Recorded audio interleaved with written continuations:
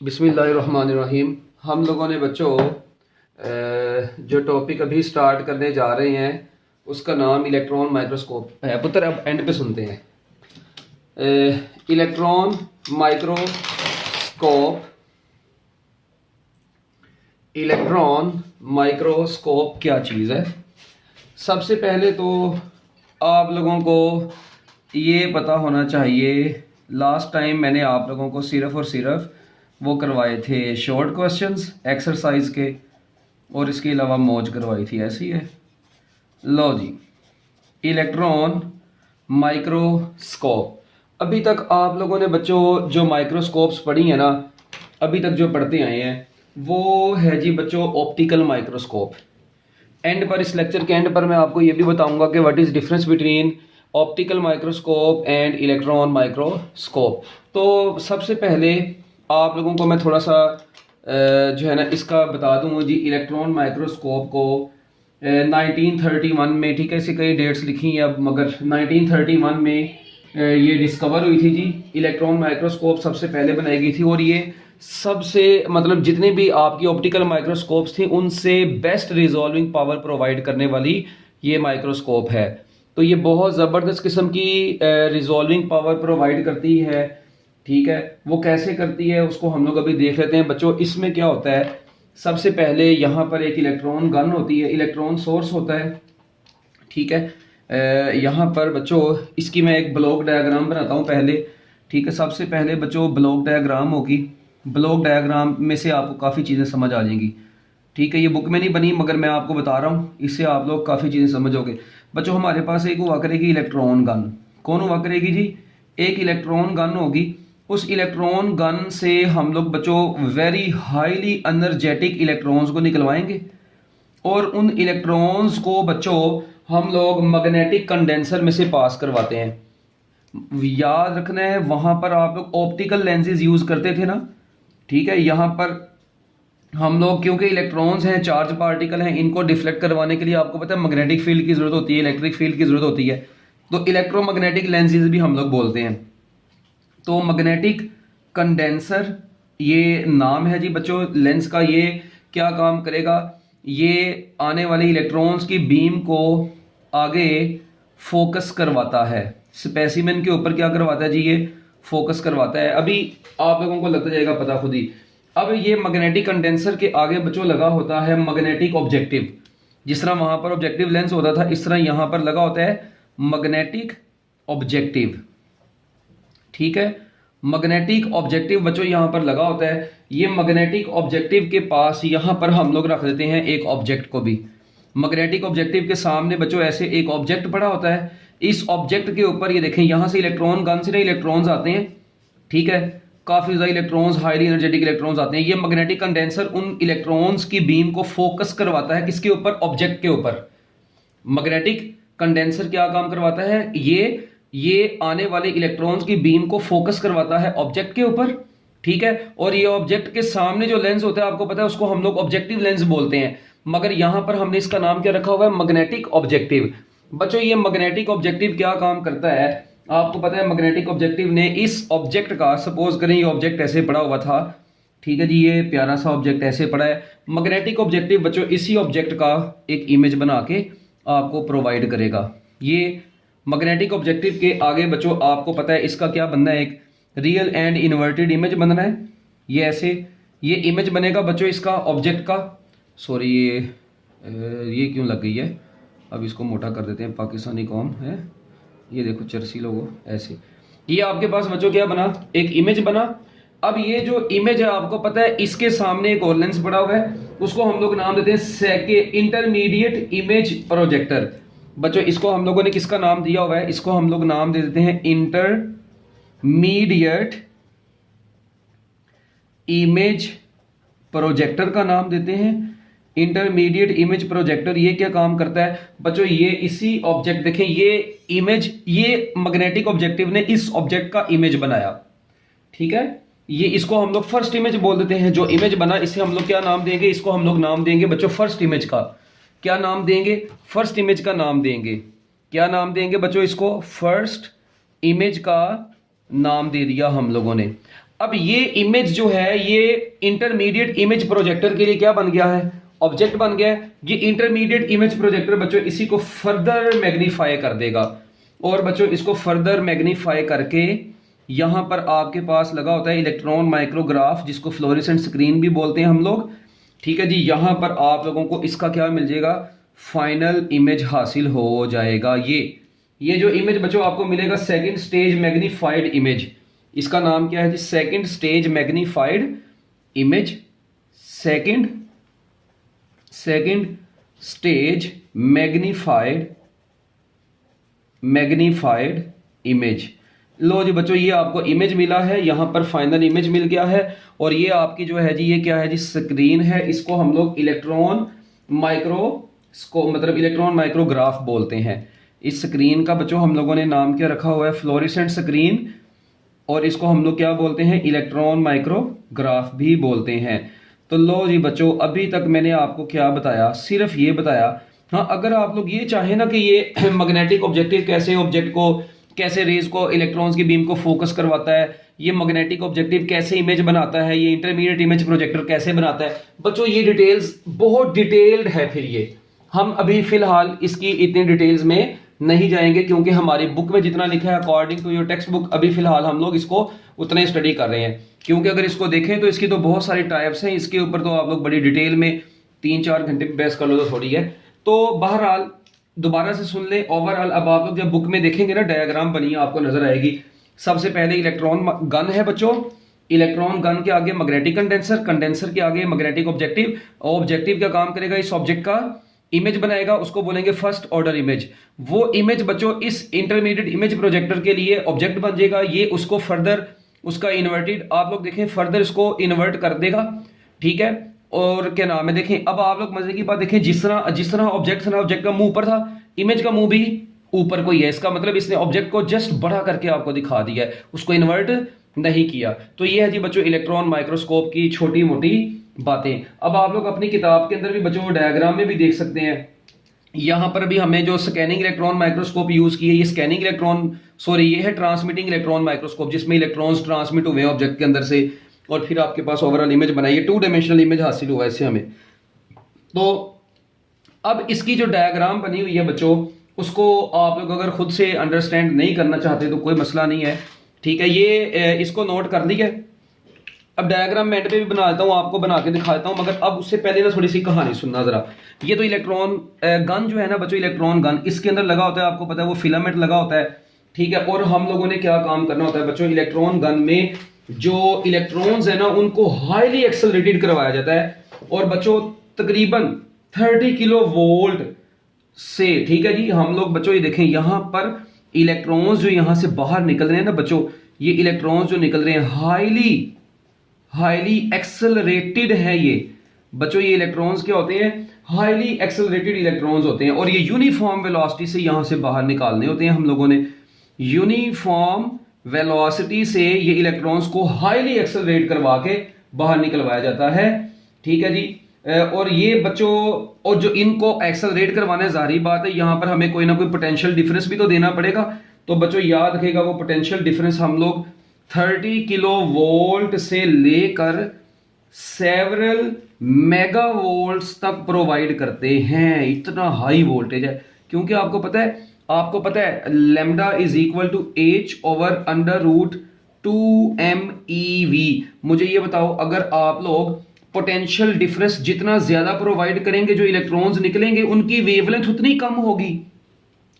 Potential जितना ज्यादा होगा उनकी वेवलेंथ उतनी कम होगी। इसका मतलब इलेक्ट्रॉन्स की वेवलेंथ जितनी कम होगी, वो उतनी छोटी छोटी वेवलेंथ वाली चीजों को भी रिजोल्व कर सकता है। ये बड़ी इंपॉर्टेंट बात मैं बता रहा हूं। देखें ना, अगर इलेक्ट्रॉन्स की एनर्जी बच्चों कम होती, वेवलेंथ इनकी हाई होनी थी, इधर हम लोग कौन सी नेचर को यूज कर रहे हैं, सच याद आया, हम लोग यहां पर बच्चों wave nature of the electron को यूज कर रहे हैं। तो याद रखना है, ये इलेक्ट्रॉन की कौन सी nature, wave nature of electrons. क्यों? क्योंकि आप लोग उसकी वेवलेंथ इतनी स्मॉल कर रहे हैं, पोटेंशियल डिफरेंस देके उसकी वेवलेंथ इतनी स्मॉल करें ताकि वो छोटी छोटी चीजों को भी क्या कर सके, अच्छे तरीके से आपको बड़ा इमेज करके दिखा सके। तो हम लोग सेवरल, यानी 30 किलो वोल्ट से लेकर सेवरल मेगा वोल्ट्स तक इलेक्ट्रॉन गन को वोल्टेज देते हैं। इस वोल्टेज की वजह से जो इलेक्ट्रॉन्स यहां से फिलामेंट से रिलीज होते हैं, उनकी वेवलेंथ बड़ी कम होती है, मगर उनकी एनर्जी बहुत हाई होती है। तो मैग्नेटिक कंडेंसर उन तमाम इलेक्ट्रॉन्स को जो यहां से आते हैं उनको बच्चों ऑब्जेक्ट के ऊपर क्या करता है, फोकस करवाता है। और ऑब्जेक्ट को बोलते हैं स्पेसिमन। स्पेसिमन से मुराद जिसके ऊपर आप लोग एक्सपेरिमेंट करने जा रहे हैं, जिस ऑब्जेक्ट को आप लोग देखने जा रहे हैं, ये स्पेसिमन बच्चों इलेक्ट्रॉन्स की एनर्जी को, आपको पता है जाहिर बात है इलेक्ट्रॉन्स हाईली एनर्जेटिक आ रहे हैं, उनकी एनर्जी को ये एब्जॉर्ब करेगा। और जब इलेक्ट्रॉन्स यहां से बाहर निकलते हैं तो उनकी एनर्जीज, उनकी डेंसिटीज में जाहिर बात है इलेक्ट्रॉन ने अपनी एनर्जी दे दी है कुछ ना कुछ स्पेसिमन में से, के डिफरेंट पार्ट्स में से उसने गुजरना है। अब आपको पता है स्पेसिमन के डिफरेंट पार्ट्स होंगे भाई, उसके कई थिकर पार्ट्स होंगे, कई उसका थिनर पार्ट होगा। थिकर पार्ट से यूजुअली मुराद होता है न्यूक्लियस उसका, ठीक है, क्योंकि आपको पता है न्यूक्लियस के अंदर प्रोटॉन्स न्यूट्रॉन्स होते हैं, शेल्स में इलेक्ट्रॉन्स होते हैं। तो जब उसके किसी डिफरेंट पार्ट्स में से गुजरेगा, कहीं पर इलेक्ट्रॉन्स की डेंसिटी कम हो जाएगी, कहीं पर ज्यादा हो जाएगी, क्योंकि उनकी एनर्जी में चेंज आएगा। तो वो ओवरऑल जब इलेक्ट्रॉन्स इस ऑब्जेक्ट में से गुजरते हैं, ये मैग्नेटिक ऑब्जेक्टिव उसी ऑब्जेक्ट का फर्स्ट इमेज बनाता है, ये इंटरमीडिएट इमेज प्रोजेक्टर उसी का फाइनल इमेज बना के आपको स्क्रीन पर दे देता है। तो बच्चों एक बार अब दोबारा से सुने, यहां पर वेव नेचर क्यों यूज हुई है, क्योंकि इलेक्ट्रॉन्स का पोटेंशियल बढ़ा के वेवलेंथ इतनी कम कर दी है कि वो ऑब्जेक्ट्स जो हमें अपनी आम आंख से भी नजर नहीं आते, ऑप्टिकल माइक्रोस्कोप से भी नजर नहीं आते, ये वेव नेचर ऑफ इलेक्ट्रॉन्स उनको भी क्या बना देगी बच्चों, स्क्रीन के ऊपर विजिबल बना देगी। तो यही अगर आपसे पूछा जाए जी वर्किंग प्रिंसिपल क्या है इसका इलेक्ट्रॉन माइक्रोस्कोप का, आप कहें जी wave nature of electrons is working principle of electron microscope.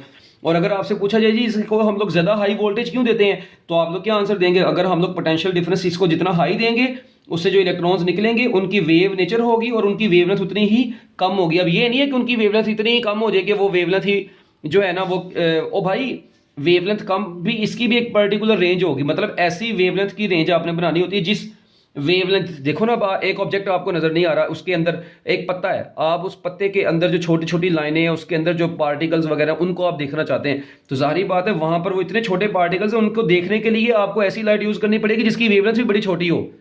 तो अब लाइट नहीं इतनी छोटी वेवलेंथ वाली होती, ये बच्चों लाइट से भी कम वेवलेंथ शो कर देते हैं अगर आप लोग इनको इतना हाई वोल्टेज दे दें। तो इसी तो हमें इलेक्ट्रॉन माइक्रोस्कोप की भी बच्चों जरूरत पड़ी थी।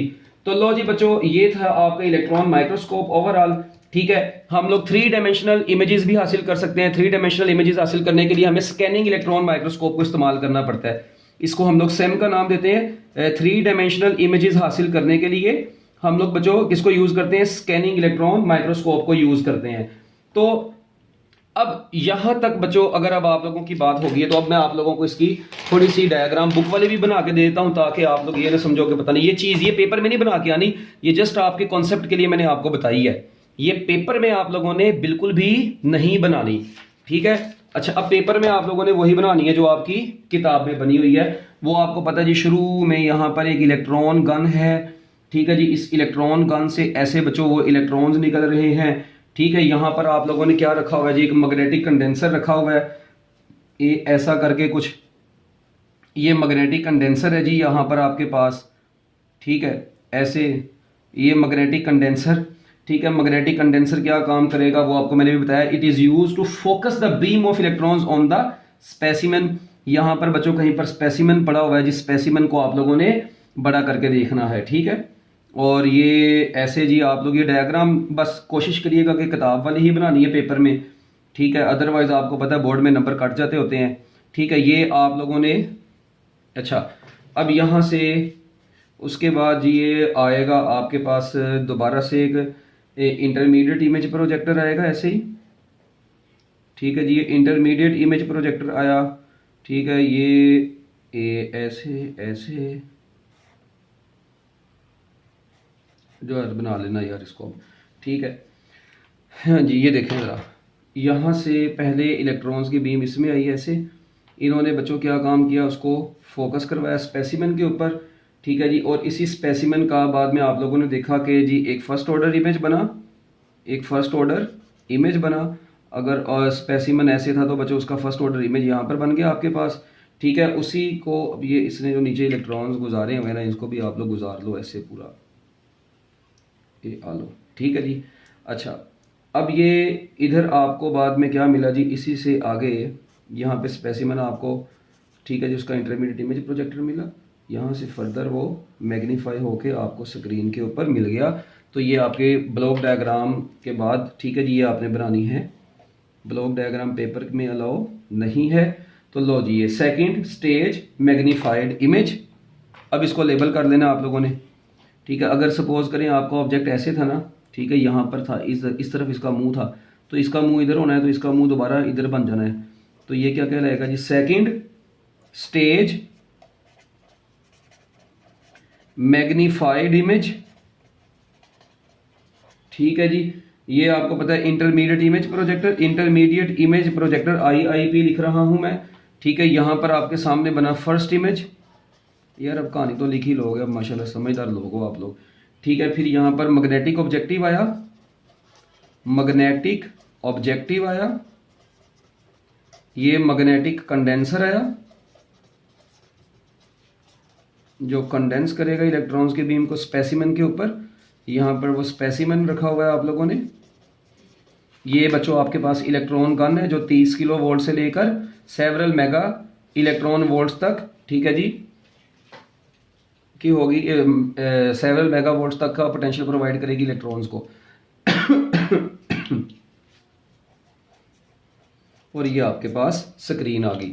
लो जी बच्चों, अब इनको हम लोग इलेक्ट्रोमैग्नेटिक लेंसेज भी बोलते हैं, जो मैंने आपको बताया ना, मैग्नेटिक कंडेंसर, इमेज प्रोजेक्टर। ये बिल्कुल वैसे ही है जिस तरह वो आप लोगों ने उधर नहीं पढ़ा था, क्या नाम है, ऑप्टिकल माइक्रोस्कोप में, कि आपके पास जी यहाँ से पहले एक इमेज आएगा, वो इमेज जो है जी वो आप लोगों ने देखा था, ये इमेज आया, ये इमेज इसके लिए ऑब्जेक्ट बना, फिर बाद में उसने उसको फर्दर मैग्नीफाई किया, तो ये ऑब्जेक्टिव था, ये आई पीस था। यहाँ पर जो आई पीस है ना, वो उसने इंटरमीडिएट इमेज प्रोजेक्टर के तौर पर यूज़ किया। तो बच्चों यहाँ से आप लोगों ने देखा था, आपके पास फाइनल इमेज आया था, वट मतलब उसी से रिलेटेड, मतलब इसका भी बेसिकली कॉन्सेप्ट है सारा। वहाँ पे फिर इमेज की नोयत और होती थी, एक रियल था, पहले रियल और इन्वर्टेड बना था, फिर दूसरा वर्चुअल और इरेक्ट बना था, और मैग्नीफाइड बना था, ठीक है। उसकी अपना, क्योंकि वो एक अपना प्रोसेस है उसका सारा। अच्छा, अब एक चीज़ और यहाँ पर आप देखें, एक आपने पढ़ी ऑप्टिकल माइक्रोस्कोप और एक अब आप लोगों ने पढ़ ली है इलेक्ट्रॉन माइक्रोस्कोप। इन दोनों में अब मेजर डिफरेंस फिर क्या निकला बच्चों, याद रखिएगा। जो ऑप्टिकल माइक्रोस्कोप है ना, जिसमें आप लोग अपनी आंख यूज करते हैं बच्चों, ऑप्टिकल माइक्रोस्कोप बेस्ट रेजोल्यूशन जो आपको प्रोवाइड करती है ना, वो 0.2 माइक्रोमीटर तक, बस 0.2 माइक्रोमीटर तक किसी भी ऑब्जेक्ट को रिजोल्व करके दिखा देती है, बस इससे ज्यादा रिजोल्व नहीं कर सकती। यानी 0.2 माइक्रोमीटर भी अच्छी रेजोल्यूशन होती है, मगर अगर आप इससे भी अच्छी रेजोल्यूशन चाहते हैं तो बच्चों याद रखिएगा 0.5 से 1 नैनोमीटर, ये भी गौर कर लेना भाईजान, 0.5 से 1 नैनोमीटर तक आप लोग रेजोल्यूशन कर सकते हैं अगर आप लोग इलेक्ट्रॉन गन को 50 किलो वोल्ट प्रोवाइड कर दें। तो 0.5 से 1 नैनोमीटर तक रेजोल्यूशन आप लोग ले सकते हैं। तो यहां से एक चीज का कॉन्सेप्ट और निकलेगा, देखें, ये इसका मतलब ये नैनोमीटर में यार ये बहुत कम वैल्यू है, ये माइक्रोमीटर में ये उससे फिर भी थोड़ी सी ज्यादा है। तो मुझे बताओ माइक्रो और नैनो में जो मेजर डिफरेंस होता है वो आपको पता है 1000 का ही होता है ना, ठीक है ना। यानी नैनो को 1000 से मल्टीप्लाई करवा दोगे तो वो किस में कन्वर्ट हो जाएगा, माइक्रो में। इसका मतलब है इलेक्ट्रॉन माइक्रोस्कोप की, यानी मैं कह सकता हूं magnifying power of electron microscope is greater than magnifying power of optical microscope. कितने टाइम्स, 1000 गुना। यानी इलेक्ट्रॉन माइक्रोस्कोप की मैग्नीफाइंग पावर ऑप्टिकल माइक्रोस्कोप की मैग्नीफाइंग पावर से 1000 गुना ज्यादा है। इसका मतलब ये 1000 टाइम्स चीजों को ज्यादा रिजोल्व करके आपको प्रोवाइड कर रही है इलेक्ट्रॉन माइक्रोस्कोप। तो इसलिए तो बच्चों ये इलेक्ट्रॉन माइक्रोस्कोप जो है इतनी ज्यादा यूज होती है छोटे छोटे ऑब्जेक्ट्स को अंडरस्टैंड करने के लिए। इंटरमीडिएट इमेज प्रोजेक्टर इसमें आ गया। उसके बाद बच्चों एक बात और, इसका मतलब है कि ये लाइट के मुकाबले में फिर आपको 1000 टाइम्स कम वेवलेंथ भी प्रोवाइड कर सकती है। यानी जहां पे लाइट, जो लाइट आप लोगों ने यूज की रिजोल्व करने के लिए चीजों को, यहां पर इलेक्ट्रॉन जो यूज कर रहे हैं उनकी वेवलेंथ उससे 1000 गुना कम होगी। जाहिर बात है अगर इसकी रिजोल्विंग पावर इतनी अच्छी है तो वेवलेंथ इसकी कम है तो रिजोल्व अच्छा करके दिखा रही है ना वो। तो लो जी बच्चों, ये था आपका दोनों का एंड पर डिफरेंस मेन, ठीक है। इसके अलावा ऑप्टिकल माइक्रोस्कोप से आप लोग बस जस्ट इमेज हासिल करते हैं, इलेक्ट्रॉन माइक्रोस्कोप से आप लोग 2 डायमेंशनल 3 डायमेंशनल इमेज भी हासिल कर सकते हैं। तो ये, और इसकी रिजोल्विंग पावर भी बहुत अच्छी है as compare to electro optical microscope. और इसमें लेंस के टूटने का खतरा होता है। यहाँ पे आपको पता है मैग्नेटिक फील्ड है, जो कि आप लोग इसमें इसकी मैग्नेटिक फील्ड को वेरी भी कर सकते हैं। यहाँ पे आपको फोकल लेंथ वगैरह का पंगा पड़ता था, यहाँ पे आप लोगों को सिर्फ मैग्नेटिक्स जो है ना, अपने मैग्नेटिक कॉइल्स होती हैं इन कंडेंसर्स के साथ, आप लोग उनके अंदर से करंट चेंज करें तो वो मैग्नेटिज्म चेंज होगी, तो इलेक्ट्रॉन्स की ओवरऑल मोशन को भी ये चेंज कर देंगे।